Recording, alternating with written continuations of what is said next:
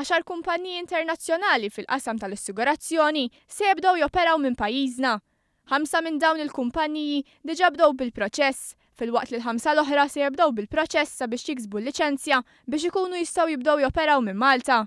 Dawn id-dettalji ħabbarhom is-Segretarju Parlamentari għas-Servizzi Finanzjarji u t-Teknoloġija Silvio Xkembri li spjega kif minħabba Brexit uħud minn dawn il-kumpaniji għażlu li jiġu Malta flok jibqgħu fir-Renju Unit, filwaqt li l-oħrajn mir-Renju Unit għażlu li jirrilokaw f'pajjiżna.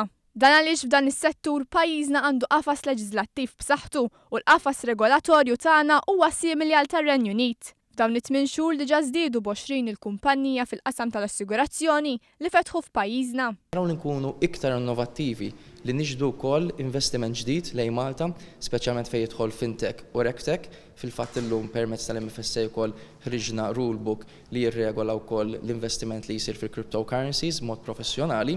Is-Segretarju Parlamentari Silvio Xkembri tkellem ukoll dwar is-servizzi finanzjarji. Rapport globali maħruġ mill-Forum Ekonomiku Dinji poġġa lil Malta fost l-aqwa fis-servizzi finanzjarji minn madwar id-dinja. Mis-sena l-oħra Malta komplet tavvanza l-qudiem f'din l-istatistika. Pajjiżna jinsab fis-37 post minn fost 137 pajjiż.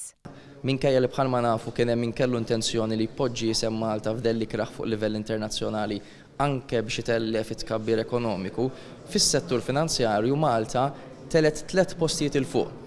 Jiġifieri mis-sena l-oħra għal din is-sena tlajna 3 postijiet il fuq f'livell ta' kompetittività. Fil-baġit tas-sena d-dieħla, is-Segretarju Parlamentari qal li se jkompli jsaħħaħ dan is-settur.